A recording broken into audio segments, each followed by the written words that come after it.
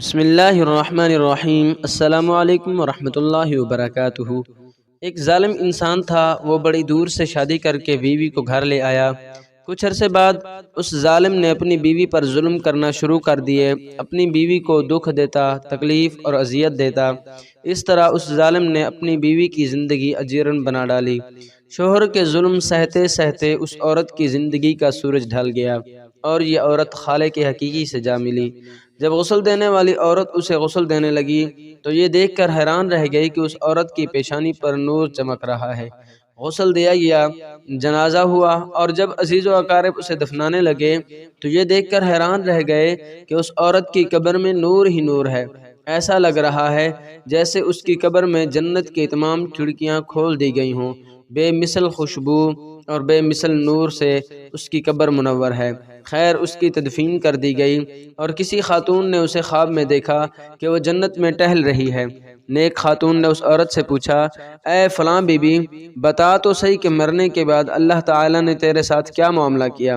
تو اس عورت نے جواب دیا، الحمدللہ ثم الحمدللہ، اللہ نے مجھے بخش دیا اور اس طرح سے بخشا کہ اللہ تعالیٰ نے مجھے قبر سے بغیر حساب و کتاب کے سیدھا جنت میں بھیج دیا۔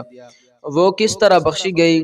کہتی ہے کہ میں دنیا میں 3 کام کیا کرتی تھی، میں نے ان 3 اعمال کی وجہ سے بغیر حساب کتاب کے مجھے جنت عطا کر دی گئی۔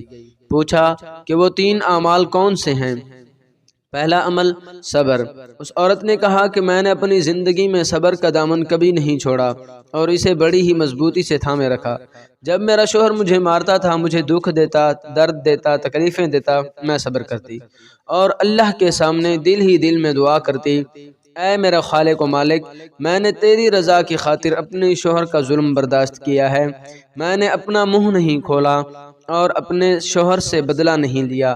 اب تو مجھے میرے صبر کا اجر عطا فرمانا، کیونکہ اللہ تعالیٰ فرماتا ہے، ان اللہ مع الصابرین، بے شک اللہ تعالیٰ صبر کرنے والوں کے ساتھ ہے۔ تو جب بھی میرا شوہر مجھ پر ظلم کر رہا ہوتا تو میں اپنے رب کو اپنے ساتھ پاتی۔ ساری زندگی میرے شوہر نے میرا جینا حرام کیے رکھا، مجھ پر ظلم کرتا رہا، لیکن میں نے صبر کا دامن اپنے ہاتھ سے نہیں چھوڑا اور ہمیشہ صبر کیا۔ تو ایک تو یہ میرا عمل اللہ تعالیٰ کو بہت پسند آیا، اور دوسرا کام نماز ہے۔ میں نے نماز کا دامن بڑی مضبوطی سے تھامے رکھا، میں نے کبھی نماز نہیں چھوڑی۔ مجھے یہ معلوم تھا کہ نماز ہی کامیابی کی کنجی ہے اور نماز ہی جنت کی چابی ہے۔ جو شخص نماز پڑھتا ہے وہ دنیا اور آخرت میں کامیاب رہتا ہے۔ جب بھی میرا شوہر مجھ پر ظلم کرتا اور مجھے مارتا تو میں نماز میں سجدے کی حالت میں اللہ سے عرض کرتی، اے میرے مالک، اگر تو میری اس حالت پر راضی ہے تو میں بھی اپنی اس حالت پر راضی ہوں۔ پھر وہ عورت کہنے لگی کہ میرا تیسرا عمل جو میرے اللہ کو بہت پسند آیا وہ یہ ہے کہ میں ہمیشہ یہ خیال کرتی تھی کہ میرا اللہ مجھے دیکھ رہا ہے۔ اب جب بھی کوئی کام کرتی تو میرا یہ ایمان ہوتا کہ میرا یہ عمل میرے رب کے سامنے پیش کیا جا رہا ہے، اس لیے میں ہمیشہ ایسے عمل سے بچتی جو میرے رب کو ناگوار گزرے۔ یوں میرے اللہ نے مجھے بغیر حساب و کتاب کے جنت میں داخل کیا ہے۔ حضرت شیخ سعدی شیرازی رحمۃ اللہ علیہ کا ایک واقعہ قابل ذکر ہے۔ ایک شخص حضرت شیخ سعدی رحمۃ اللہ علیہ کی خدمت میں حاضر ہوا اور کہنے لگا، حضرت، پچھلی رات میں نے ایک عجیب سا خواب دیکھا ہے۔ وہ خواب کچھ یوں ہے کہ قیامت کا دن ہے، نفسا نفسی کا عالم ہے، ہر بندہ ہائے ہائے کی پکار کر رہا ہے، اللہ تعالیٰ جاہ و جلال میں ہے، میزان عمل میں عمل تولے جا رہے ہیں، الحمدللہ میری نیکیاں بڑھ گئی ہیں اور میرے گناہ کم پڑ گئے ہیں۔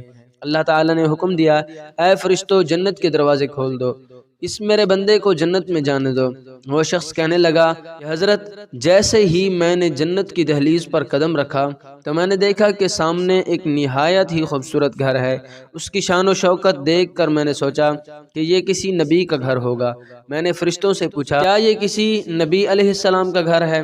فرشتوں نے جواب دیا کہ نہیں، یہ گھر کسی نبی کا نہیں ہے۔ تو میں نے پھر پوچھا کہ کیا یہ کسی صدیق کا ہے؟ فرشتے کہنے لگے نہیں۔ میں نے پھر سے دریافت کیا کہ یہ گھر کس کا ہے؟ کیا یہ میرا گھر ہے؟ تو فرشتوں نے بتایا، نہیں، یہ تیرا بھی نہیں ہے، بلکہ یہ گھر حضرت شیخ سعدی شیرازی رحمۃ اللہ علیہ کی ہمسائی کا گھر ہے۔ حضرت، میں سوچ میں پڑ گیا کہ حضرت شیخ سعدی جو اتنے بڑے بزرگ ہیں، یہ ان کا گھر بھی نہیں ہے بلکہ ان کے ہمسائی کا گھر ہے۔ جب سے میری آنکھ کھلی ہے میں یہ جاننے کے لیے بے قرار ہوں کہ آخر آپ کی ہمسائی کا کون سا ایسا عمل ہے جس کی وجہ سے اس کو اتنا بڑا اجر دیا گیا ہے۔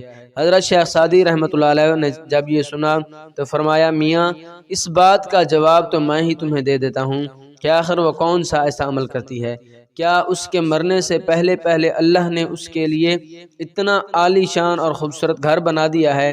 حضرت شیخ سعدی رحمۃ اللہ علیہ فرماتے ہیں کہ یہ جو ہماری ہمسائی ہے یہ مظلوم ہمسائی ہے، اس کا شوہر بہت ہی ظالم ہے اور اپنی بیوی پر بہت ظلم کرتا ہے، ہر وقت ہر گھڑی ہر لمحہ اس کی بے عزتی کرتا ہے اور اس کو ذلیل کرتا رہتا ہے۔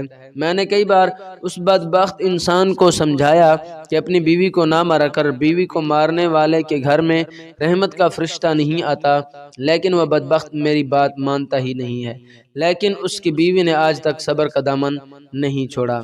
اس کی بیوی 5 وقت کی نمازی ہے، باپردہ خاتون ہے، محلے کی عورتوں کے ساتھ مل کر اپنے شوہر کی غیبت نہیں کرتی، حالانکہ اس کا شوہر بڑا ظالم انسان ہے، لیکن وہ اپنے شوہر کا گلہ نہیں کرتی اور اپنے شوہر کی یہ خامیوں پر پردہ ڈال کر اس کی خوبیاں بیان کرتی ہے۔ حضرت شیخ سعدی کہنے لگے کہ مجھے لگتا ہے کہ اس کا یہی عمل اللہ تعالیٰ کو بہت پسند ہے اور اللہ تعالیٰ نے اس کے مرنے سے پہلے پہلے نہ صرف عالی شان مقام اس کا جنت میں بنا دیا ہے بلکہ تمہارے ذریعے اسے دکھا بھی دیا تاکہ اسے کتابوں میں درج کیا جا سکے۔ میرے نبی کریم صلی اللہ علیہ وآلہ وسلم کی کھلی کچہری لگی ہے۔ نبی کریم صلی اللہ علیہ وآلہ وسلم نے فرمایا اے صحابہ کیا آج میں تمہیں جنتی عورتوں کے بارے میں نہ بتاؤں؟ صحابہ کرام نے عرض کیا ضرور بتائیں۔ میرے نبی صلی اللہ علیہ وآلہ وسلم نے ارشاد فرمایا کہ 3 طرح کی عورتیں جنتی عورتیں ہیں۔ نمبر 1 شوہر سے ٹوٹ کر محبت کرنے والی عورت۔ جب یہ عورت اللہ اور اس کے رسول کی خاطر اپنے شوہر سے دل سے محبت کرتی ہے تو اس وقت شیطان صف ماتم بچھا لیتا ہے، جبکہ رحمان فرشتوں کے درمیان بیٹھ کر ایسی عورت کی تعریف بیان کرتا ہے۔ تو جس عورت کی اللہ تعریف کرے تو دوستو دن میں کتنی مرتبہ اللہ تعالی رحمت کی نگاہ سے دیکھتا ہوگا، سبحان اللہ۔ پھر فرمایا نمبر 2 زیادہ بچوں کو جنم دینے والی عورت۔ پھر فرمایا نمبر 3 جب جنتی عورت کا شوہر ناراض ہو جاتا ہے تو اس کی جانب نگاہ الفت نہیں کرتا، اس سے ناراضگی کا اظہار کرتا ہے تو وہ اپنے شوہر کا ہاتھ پکڑ کر کہتی ہے اے میرے محبوب میرے سر کے تاج، میں تب تک تیرا ہاتھ نہ چھوڑوں گی جب تک تو مجھ سے راضی نہیں ہو جاتا، کیونکہ جب تک تو مجھ سے راضی نہیں ہو جاتا میرا اللہ بھی مجھ سے راضی نہیں ہوگا، کیونکہ شوہر کی رضا میں اللہ کی رضا ہے اور شوہر کی خوشی میں اللہ کی خوشی ہے۔ پھر فرمایا جو شوہر اپنی بیویوں پر ظلم کرتے ہیں، انہیں مارتے ہیں، انہیں اذیت دیتے ہیں تو وہ سن لیں کہ ایسے گھر میں اللہ کے رحمت کے فرشتے نہیں آتے، تو ایسے گھروں کا سکون چین امن اللہ پاک اٹھا لیتا ہے، طرح طرح کی مصیبتیں تکلیفیں اس شوہر کا مقدر بن جاتی ہیں۔ خدا را اللہ کی رحمتوں کی قدر کریں، اللہ کی نعمتوں کی قدر کریں اور اللہ کی ناشکری مت کریں۔ اللہ عز و جل سے دعا ہے کہ اللہ پاک ہمیں نیکی کی بات سننے اور اس پر عمل کرنے کی توفیق عطا فرمائے، آمین ثم آمین یا رب العالمین۔ محترم ناظرین میری آپ سے گزارش ہے کہ اگر آپ آج کی یہ معلوماتی ویڈیو آپ کو پسند آئی ہے تو اس ویڈیو کو لائک کریں، شیئر کریں اور میرے اسلامی اور اصلاحی چینل کو سبسکرائب کریں۔ جزاک اللہ۔